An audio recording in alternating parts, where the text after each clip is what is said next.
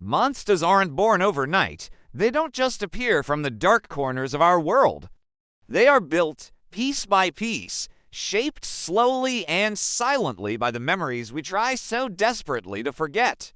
Iran Vale learned this truth in the coldest, most terrifying way imaginable.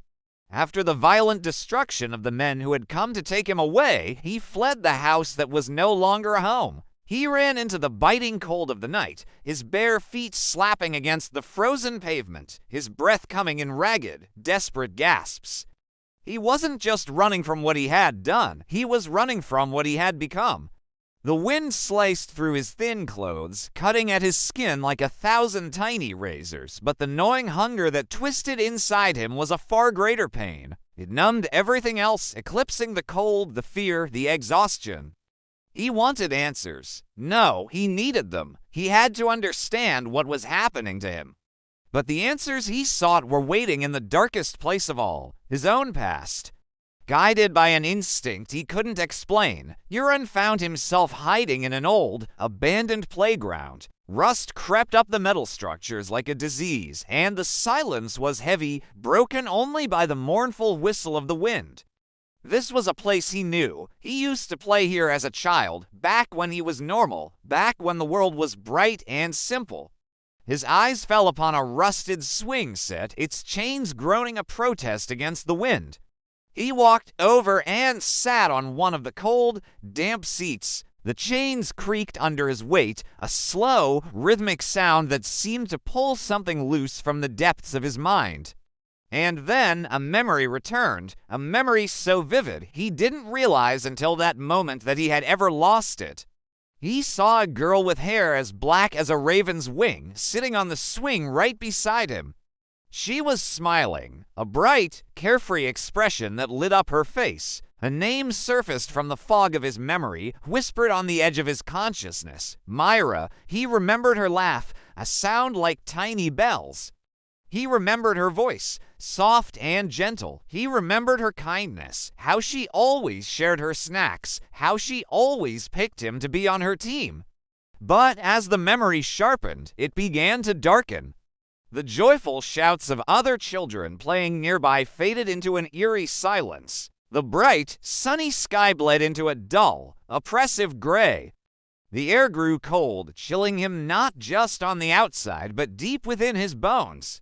Iran remembered the exact moment Myra went missing. He remembered the frantic, heart-wrenching screams of her mother echoing through the neighborhood.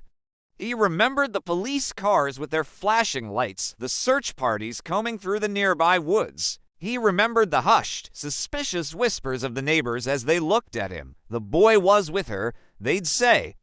He was the last one to see her. Back then, Iran never understood what happened. He convinced himself that she must have run away, or that some terrible stranger had taken her. He had to believe that because the alternative was too horrifying to consider. But now, the memory didn't stop where it used to. It pushed forward, forcing him to see what he had buried. He saw them again, sitting together on the swings. Myra was shivering, hugging herself against the sudden, unnatural cold.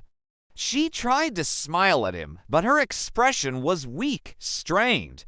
"I feel strange," she whispered, her voice barely audible. "Like the world is forgetting me." Concerned, Iran reached out to take her hand, to offer some small comfort. But before his fingers could touch hers, their shadows on the ground connected. Myra's shadow trembled violently, then stretched, contorting into an unnatural shape. It clung to Aaron's shadow, pulling toward him as if drawn by an irresistible force. Myra screamed. It wasn't a scream of pain, but one of pure, absolute terror. And that's when Iran heard the voice for the very first time. A cold, ancient whisper that seemed to come from inside his own head. "Eat," it commanded, "and she will never leave you." Instinct, raw and predatory, took over.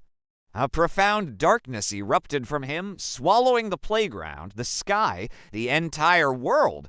In that suffocating void, Myra's shadow was pulled apart and drawn into his own body.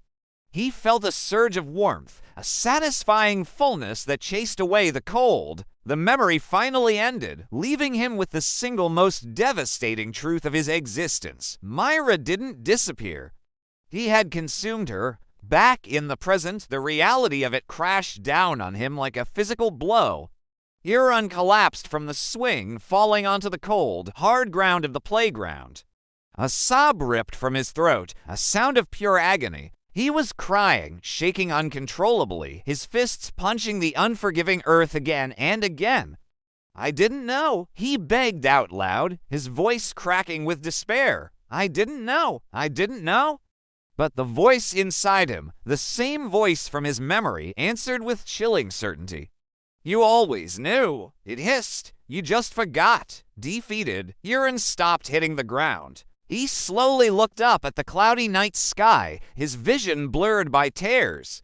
And then he saw her, a faint silhouette against the dark clouds, the shadow of a girl. It was soft, silent, and achingly familiar. It was Myra. She was just watching him, and in her translucent form, he saw no anger, no hatred. There was only a profound, bottomless sadness. She slowly raised her hand, and with a gesture that was both a plea and a command, she pointed. She pointed toward the town, toward the distant lights where people were sleeping unaware. Toward more shadows, toward more hunger. Euron shook his head violently, scrambling backward on the ground. "No," he cried, his voice raw. "No, I won't hurt anyone else. I won't." As he spoke, Myra's form began to fade, dissolving back into the night. But her whisper remained, echoing in the space she left behind. "You already will." The moment the words registered, a vicious cramp seized his stomach, doubling him over in pain. He looked down at his hands and watched in horror as his skin seemed to darken, his veins turning a stark, frightening black beneath the surface. The hunger, which had been a dull ache, was now a ravenous, unbearable torment. It was a living thing inside him, demanding to be fed. The boy who had just sworn he would never hurt anyone again, the boy who was drowning in guilt for a sin he couldn't remember committing, began to stand up. He moved slowly, his limbs stiff, his eyes empty and vacant. His breath came in heavy, labored pants. The monster was awake. The hunger had chosen its next meal. And this time, it would not be a stranger. It would be someone Euron loved.